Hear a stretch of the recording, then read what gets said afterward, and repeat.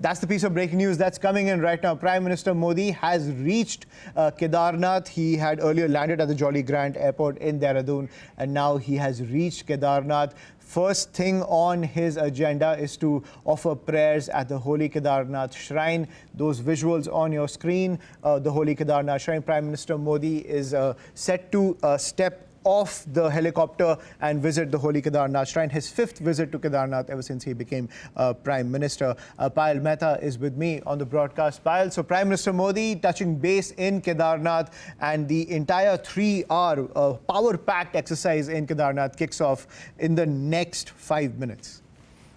Yes, Prime Minister's helicopter has reached Kedarnath. In fact, he's going to be stepping out any moment. And like you said, the first thing on his agenda is going to be going and visiting the temple, offering prayers over there. He's likely to, do the Rudra Abhishek over there. So he's going to spend about 30 to 35 minutes there. And the Prime Minister is running very much on schedule. Ayushman, he was supposed to land here at about 8 o'clock, and we are still, 3-4 minutes away from it. So the Prime Minister very much there on schedule. He'll be offering prayers, after which, of course, a series of events are planned out. Of course, the inauguration of that Adi Shankaracharya 12-foot tall statue, just near the Kedarnath temple is going to take place. The Prime Minister is going to dedicate projects 130 crores to the people of Uttarakhand, the hill state, which is of course very close to his heart. It is that state where he spent a lot of time, during his RSS Pracharak days as well.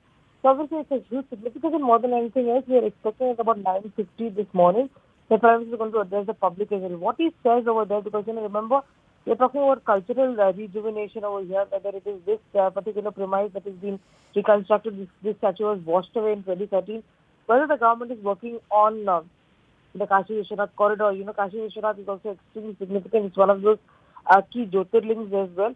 The Yogi Adityanath, the Chief Minister of UP, is expected to join the Prime Minister's program from there as well.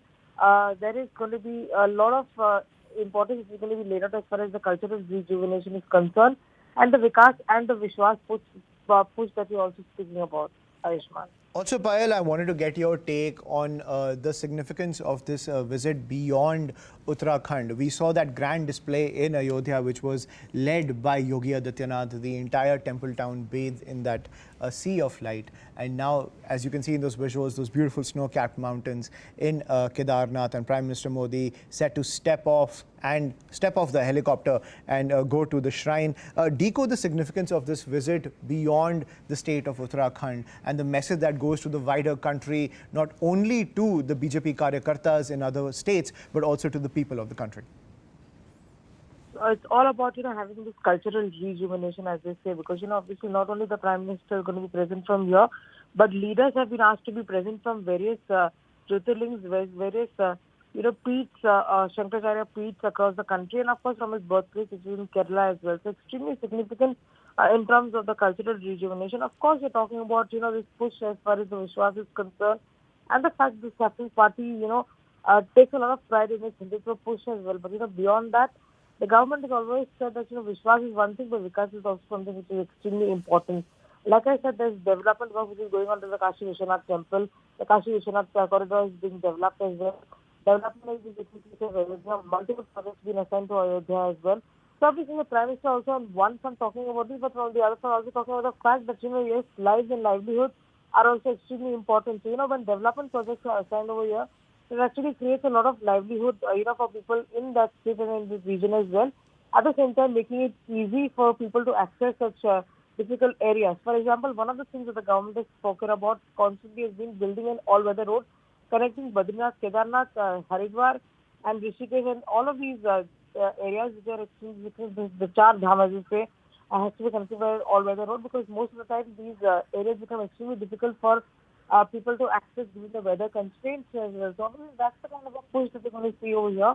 What the Prime Minister says vis-a-vis, his address over here is going to be extremely significant, because we have the Uttarakhand elections that are going to take place, starting on next year as well. And Uttarakhand has been one state the BJP would want to continue to have its development, because it's been quite a political upheaval in that state as far as the BJP is concerned, and the BJP will want to steady its ship and make sure that they are able to come to power next time around. Because remember, it is not been easy done for the BJP in Uttarakhand, all along. Right. I'm also joined by Shantanu Gupta, a political analyst on the broadcast. Mr. Gupta, thank you for joining us this early in the morning as Prime Minister Modi makes that Astha and Vikas pitch in Kedarnath. Give us your take when it comes to the political resonance of this entire visit. We just saw the results of the recent by-polls and there were significant setbacks to the BJP. But even though the BJP is pitching this entire visit beyond politics, decode the political messaging and the aim of it, namely not only with the Uttarakhand elections, but also the other election seasons which kick off next year. I think, to my understanding, this visit was planned way before the by-polls results have come, right? I think, having said that, this is, to my understanding, the 7th visit of Prime Minister to Kedarnath in last 7-8 years since he's the Prime Minister, right? Before, I'm sure maybe before also that we have not even counted, right? So I think his Astha in Lord Shiva, which we have seen from Kashi to Kedarnath, I think, as my earlier speaker was telling, that how Kashi Vishnath corridor is being built, from where you can, from Kashi Vishnath, you can go to River Ganga. And now what we are seeing today, and we all know that in 2013 floods, how Kedarnath shrine was devastated, how the Adi Shankara Samadhi was there devastated. And Prime Minister have no qualms about doing that publicly, and because it's the Astha of so many Indians, and he have no qualms about it, right? And he's doing it openly and giving a signal to everyone that this is the government who doesn't shy away to stand with the majority population also of the country, which was not the case before 2014, right? And if I am right, I think the whole telecast is also going live in the 12 Jyotirlings and 4 Shankaracharya Maths, right? And I think we all know that how Adi Shankaracharya kind of connected the whole India with his four dhams. And by his presence, Prime Minister's presence there, and as you rightly said, early in the morning, you are telecasting, I'm sitting here, a lot of people are watching your channel, other channels are telecasting it. And that shows the significance, right? And I'm sure a lot of kids in the house, a lot of children in the house will talk about it when it will come in the newspaper tomorrow, right? Okay, what is this, right? What is this Char Dham? And how as your reporter was also telling, that how all weather roads are being built, some are already done, some are getting built to Char Dham, right?